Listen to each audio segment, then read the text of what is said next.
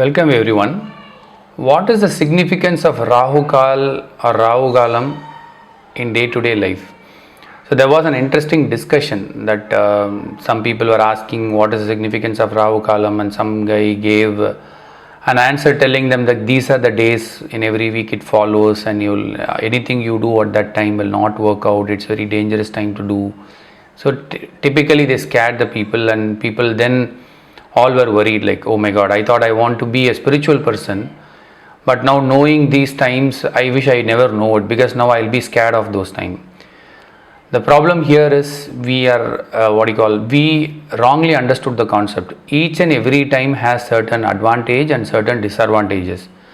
When it is advantageous to us, we can make use of that time. When it is disadvantageous to us, then we can do what is advantageous to us at that particular time. That is more than enough for us. So that is where we always forget of doing it. Rahu Kalam, in general, if you take how our mind works, it is not constant. It doesn't work in a same tone like an engine or a motor. Everybody knows that, right? So when you are working, so morning you wake up, your mind is very fresh. Maybe you want to listen to some songs. You have some really good energy at that time. Maybe after 1.5 hours you feel like really low. You want to just lie down and take rest. Or maybe in the evening you feel like very sportive and active.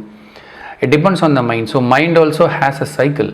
Still science has not gone to a level where what cycle and frequency, how mind works at every minute. They are still working on it.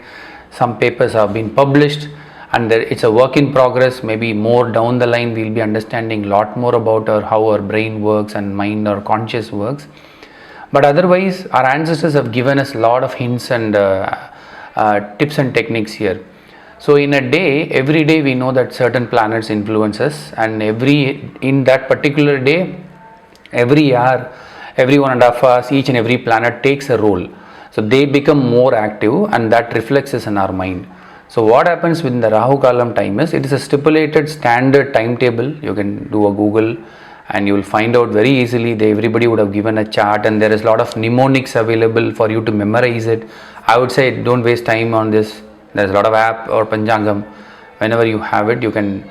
So what happens that time is your mind is clouded with certain energy where you cannot do your regular or any new initiative. It might end up being in a wrong side, or it might not go in your favor as you expected.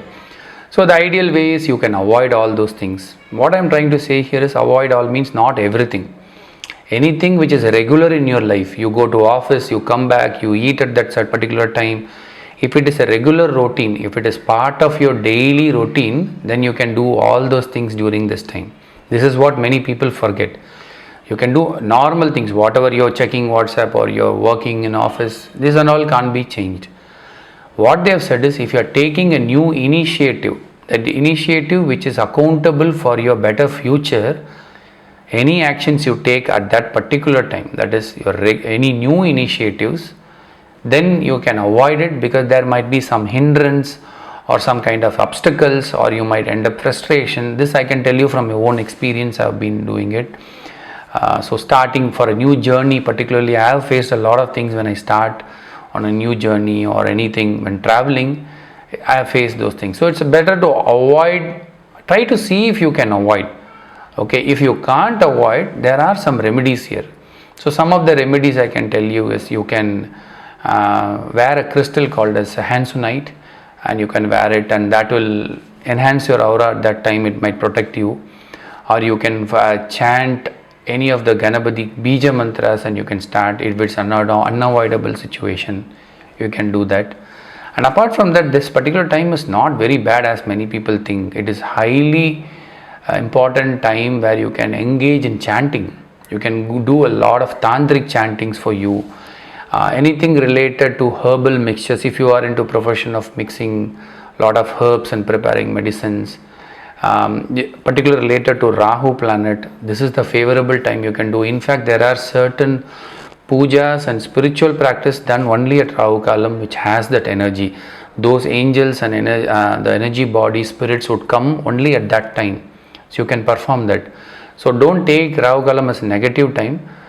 It is not meant for the regular work. It is not for the new initiatives. It is meant for doing some more spiritual work, maybe you can switch to that time and plan your day accordingly for your day-to-day spiritual practice. Not only Rahu Kalam, there is another time segments, Yamagantam, Gulika, and a lot of things are there, which we will talk in detail in another video. I hope this clarifies and brings some positivity about Rahu Kalam in your mind, and do practice what you do in Rahu Kalam, do share it. Maybe others might able to learn from it. What I am sharing is nothing but the knowledge which I have learned from you all and from my research and from my intuition. So that's how I learned. So always keep sharing and asking more questions, and let's discuss and share our knowledge so that it might help others. Thank you, and I'll see you in another interesting video. Bye.